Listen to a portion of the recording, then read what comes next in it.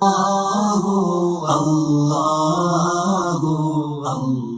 اللہ الرحمن الرحیم۔ یہ باب ہے کہ جس میں جناب اقامت کے بارے میں جو روایت ایک ایک کلمات کے بارے میں وارد ہوئی ہے۔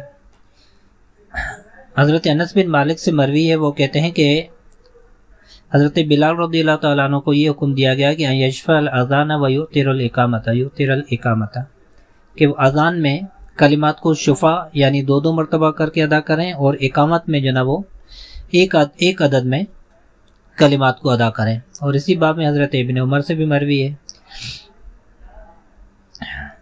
امام ترمذی کہتے ہیں کہ حضرت انس بن مالک والی جو روایت ہے رضی اللہ تعالیٰ عنہ، یہ حدیث حسن اور صحیح ہے، اور بعض اہل علم صحابہ کرام اور تابعین میں سے یہی ان کا موقف ہے، اور یہی قول امام مالک کا بھی ہے، امام شافعی کا بھی ہے، امام احمد کا بھی اور اسحاق کا بھی ہے۔ اسی کے ساتھ دوسرا باب ہے کہ جس میں جناب وہ یہ آیا ہے کہ اقامت جو ہے وہ دو مرتبہ کہنی ہے۔ حضرت عبداللہ بن زید عبد الرحمن بن ابی لیلہ وہ روایت کرتے ہیں عبداللہ بن زید رضی اللہ تعالیٰ عنہ سے، کہتے ہیں کہ اذا کان اذان رسول اللہ صلی اللہ علیہ وسلم شفعا فی الاذان والاقامت، رسول اللہ صلی اللہ علیہ وسلم کی اذان جو ہے وہ اذان اور اقامت دونوں میں دو مرتبہ کلمات کی ادائیگی تھی۔ امام ترمذی کہتے ہیں کہ حضرت عبداللہ بن زید والی جو روایت ہے یہ وکیع نے عامر سے روایت کی، اور انہوں نے عمر بن مرہ سے، اور انہوں نے عبد الرحمن بن ابی لیلہ سے، کہ یقیناً حضرت عبداللہ بن زید رضی اللہ تعالیٰ عنہ نے اذان کو خواب میں دیکھا تھا۔ پیچھے والی روایت وہی ہے حدیث مبارکہ۔ اور شعبہ کہتے ہیں کہ جو عمر بن مرہ اور یہ والی سند ہے، عمر بن مرہ عبد الرحمن بن ابی لیلہ سے روایت کرتے ہیں، اور وہ کہتے ہیں کہ حدثنا اصحاب رسول اللہ، مجھے صحابہ کرام نے بیان کیا کہ ان عبداللہ بن زید رأى الاذان فی المنام، کہ عبداللہ بن زید نے جو خواب میں اذان دیکھی۔ یہ والی زید یہ جو روایت ہے نا عبد الرحمن بن ابی لیلہ کی، یہ جو ہے پہلے والی اس سے زیادہ بہتر ہے۔ وجہ کیا ہے؟ کیونکہ عبد الرحمن بن ابی لیلہ نے عبداللہ بن زید سے ڈائریکٹ نہیں سنا تھا، اس وجہ سے۔ بعض اہل علم نے کہا کہ اذان دو مرتبہ ہے، اقامت بھی دو مرتبہ ہے۔ یہی قول امام سفیان ثوری کا بھی ہے، حضرت ابن مبارک کا بھی ہے، اور حضرت اہل کوفہ کا بھی ہے۔ روایت دونوں طرح کی موجود ہیں کہ اقامت جو ہے نا وہ اس میں افراد ہوگی۔ جو لوگ بھی اقامت میں افراد کہتے ہیں نا کہ ایک مرتبہ شہادت بھی ایک مرتبہ ہے اور حی علی الصلاۃ بھی ایک مرتبہ ہے، وہ لوگ کہتے ہیں اچھا اس میں تکبیر 2 مرتبہ ہے، جیسے اذان میں تکبیر 4 مرتبہ ہے، تو اقامت میں ان کے نزدیک تکبیر 2 مرتبہ ہے، باقی تمام کے تمام کلمات ایک مرتبہ ہے۔ لیکن صرف قد قامت الصلاۃ یہ 2 مرتبہ ہے، ٹھیک ہے۔ اس میں وہی جو نا وہ 2 مرتبہ ہے، شروع میں تکبیر 2 مرتبہ ہے، باقی تمام کے تمام کلمات ایک ہی ہیں۔ وہ اس روایت کو جو نا وہ دلیل بناتے ہیں۔ ہمارے نزدیک یہ روایت ہیں جو حضرت عبداللہ بن زید والی روایت ہے، جو اذان کے باب میں اصل ہے، اقامت کے باب میں اصل ہے، کہ جو خواب میں جو تعلیم دی گئی اذان کی، وہی جو نا وہ اقامت میں بھی جو نا وہ کلمات ہیں، تو اس میں جو نا وہ 2 مرتبہ ہی کے کلمات ہیں، ایک دفعہ کے کلمات نہیں ہیں۔ لہذا جو نا وہ اس کے مقابل یہ جو نا وہ حجت نہیں بن پائے گی، دلیل نہیں بن پائے گی، وہی قابل اعتبار ہے۔ دوسری بات یہ کہ یہ جو انہوں نے شفا وطر والی جو بیان کی ہے کہ کلمات اقامت جو ہے ایک مرتبہ ہے، اس کی سند میں بھی کلام ہے، سند میں کلام ہے، اس کی وجہ سے جو نا وہ یہ اس کے مقابلے کی دلیل نہیں ہے۔ تیسری وجہ یہ بھی ہے کہ جو نا وہ اذان اور اقامت دونوں کے دونوں جو نا وہ 2 اذانیں ہی کہی جاتی ہیں۔ پیچھے بھی ایک حدیث مبارکہ گزر چکی تھی کہ 2 اذانوں کے درمیان میں نماز کو پڑھنا، سنت وغیرہ کو پڑھنا، تو جس طرح کی اذان ہے نا یہ اقامت بھی اذان ہی کی طرح ہے، لہذا جو حکم اذان اول کا ہے وہی حکم جو نا وہ اقامت کا بھی ہے۔ اعلان کرنے میں جو نا وہ کوئی الفاظ کی تبدیلی یا کمی بیشی نہیں ہے، تو لہذا اذان کے درجے پر ہی اقامت ہے، اس وجہ سے اس کے لیے کلمات جدا یا جو نا وہ تعداد کے اعتبار سے تبدیلی اس میں کوئی ایسی نہیں ہے۔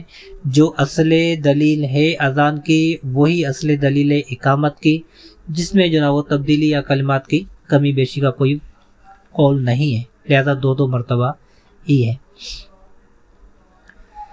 یہ باب ہے کہ اذان میں ترسیل کرنے کا بیان۔ ترسیل کا مطلب ہے جو نا وہ آہستہ آہستہ سے مراد آواز میں کمی کرنا نہیں ہے، بلکہ جلدی نہ کی جائے، ٹھہر ٹھہر کر ادائیگی ہو۔ حضرت جابر رضی اللہ تعالیٰ عنہ سے مروی ہے، کہتے ہیں کہ ان رسول اللہ صلی اللہ علیہ وسلم قال لبلال، آپ علیہ الصلوۃ والسلام نے حضرت بلال سے فرمایا، اے بلال اذا اذنت فترسل فی اذانک، جب آپ اذان دیں تو اپنی اذان میں کلمات جو ہیں ان کو ترسیل کے ساتھ ادا کریں۔ وَإِذَا أَقَمْتَ فَاحْضُرْ، اور جب آپ جناب اقامت کہیں تو اس میں حضر کے ساتھ جناب اقامت کہیں۔ اور فرمائے وَجْعَلْ بَيْنَ أَذَانِكَ وَإِقَامَتِكَ قَدْرَ مَا يَفْرُغُ الْعَاقِلُ مِنْ أَكْلِهِ وَالشَّارِبُ مِنْ شُرْبِهِ وَالْمُعْتَصِرُ إِذَا دَخَلَ لِقَضَاءِ حَاجَتِهِ، کہ اور اپنی اذان اور اقامت کے مابین فاصلہ رکھیں، اتنا فاصلہ کہ اگر کوئی کھانے والا اپنے کھانے سے فارغ ہو جائے، پینے والا اپنے پینے سے فارغ ہو جائے، کوئی حاجت کے لیے کوئی شخص جا رہا ہے تو وہ شخص قضاء حاجت سے فارغ ہو جائے۔ اور فرمایا لا تقوموا حتی ترونی، جب تک مجھے دیکھ نہ لو اس وقت تک کھڑے نہیں ہویا کرو۔ یہ حکم صرف بلال رضی اللہ تعالیٰ عنہ کے ساتھ خاص نہیں ہے۔ لا تقوموا جمع کا صیغہ ہے، یہ دیگر تمام صحابہ کرام سے ہے کہ نماز کے لیے تب کھڑے ہوا کریں کہ جب مجھے دیکھ لیں۔ ترسیل سے مراد یہ جو نا وہ کلمات کو دو کلمات کے درمیان میں ایسا سمجھ لیں کہ سکتے کی طرح وقفہ کرنا ہے، بالکل وقفے تام کے بجائے سکتے کی طرح جو نا وہ ٹھہرنا ہے، وقفہ کرنا ہے، اور کلمات کی ادائیگی جلدی نہیں کرنی، ٹھہر ٹھہر کر کلمات کی ادائیگی کرنی ہے، اور کچھ نہ کچھ جو نا وہ سکتے کی طرح وقفہ کرنا ہے اذان کے مابین۔ جبکہ حضر کرنے کے لیے اقامت میں کہا گیا کہ اقامت میں حضر کریں، تو اس کا مطلب ہے اس میں کلمات جو نا وہ بالترتیب جس طرح کی ادائیگی ہوتی ہے اسی طرح جو ہے نا وہ جلدی جلدی میں اقامت میں اذان کی ادائیگی الفاظ کی ادائیگی کی جائے گی۔ دونوں میں فاصلے کے لیے کہا گیا کہ فاصلہ کرنا ہے، ایک تو یہ کہ جو نا وہ مغرب کی نماز کے علاوہ بقیہ تمام نمازوں میں اذان اور اقامت کے درمیان میں فاصلہ ہوگا۔ مغرب میں نہیں ہوگا، اس کی وجہ جو نا پہلے بھی کئی دفعہ گزر چکی ہے کہ اس کا وقت تنگ ہے، جو مستحب وقت ہے وہ تنگ ہے، کیونکہ اس کے بعد جیسے جیسے تاخیر کرتے جائیں گے ویسے ویسے کراہت بڑھتی جائے گی، تو کراہت سے بچنے کے لیے اس میں جو نا وہ اذان کے فوراً بعد، لیکن وہاں پر بھی وقف کرنا ہے، فاصلہ وہاں پر بھی کرنا ہے، لیکن کتنا فاصلہ کرنا ہے، وہاں پر تھوڑا سا جلوس یسیر کہہ لیں، تھوڑے سے بیٹھنے کے مقدار بھی اگر فاصلہ کر لیا گیا، 3 آیات کی پڑھنے کی مقدار کے برابر فاصلہ کیا گیا تو یہ بھی کافی ہے۔ یہاں جو نا وہ دعا مانگ لیتے ہیں اذان کے بعد، جو دعا ہے اگر وہ دعا پڑھ لی تو بھی فاصلہ ہو گیا، تو اتنی دیر کا جلوس یسیر کی مقدار کے برابر کا فاصلہ مغرب کی اذان اور اقامت کے مابین کافی ہے۔ بقیہ نمازوں میں کیونکہ جناب بعض نمازوں میں سنت موقدہ ہیں، بعض نمازوں میں سنتیں غیر موقدہ ہیں، وہ سنتیں ہیں، اب ان سنتوں کی مقدار کے برابر جو نا وہ فاصلہ کرنا ہے۔ فجر کی جو نا وہ ہیں تو 2 رکعتیں، لیکن جو نا وہ اس میں بھی امام اعظم سے جو مروی ہے نا تو وہ اتنا فاصلہ اذان اور اقامت کے مابین کہ کم سے کم جو نا وہ 2 رکعت سنت ایسی پڑھی جائیں کہ جس میں 20 آیات کی قرات کی جا سکے، آہستہ آہستہ 20 آیات کی قرات کی جا سکے، اتنا فاصلہ اذان اور اقامت کے مابین ہونا چاہیے۔ اور ظہر کی نماز میں یا مغرب اور عشاء میں، عصر اور عشاء میں، اس میں بھی 4 رکعت کی جو نا وہ نماز پڑھنے کی مقدار بقول امام اعظم علیہ رحمہ کے کہ فاصلہ ہونا چاہیے، اور ہر رکعت میں 10 آیات کی برابر کی قرات کی جائے۔ قرات ایک تو یہ کہ ہمارے یہاں پڑھی جاتی ہے، قرات کی جاتی ہے فی الفور، بس 1 منٹ میں سورہ فاتحہ پڑھ گئے، ایسے نہیں، اس کے جو نا تمام کے تمام قرات کے تجوید کے آداب اور اس کے جو نا وہ قواعد اور اس کے جو طریقہ کار ہے اس کے مطابق جو قرات کی جائے گی۔ بہرحال 4 رکعتوں کا فاصلہ امام اعظم سے منقول ہے، لیکن بہتر یہ ہے کہ اتنی دیر کا جلوس ہونا چاہیے، فاصلہ ہونا چاہیے کہ حاجت مند اپنی حاجت سے فارغ ہو کر مسجد میں حاضر ہو جائے اور جو نا وہ سنت قبلیہ ادا کر سکے۔ یہ اصل ہے. اب اس کی مقداریں مختلف حاجت مندوں کے اعتبار سے مختلف ہوگی.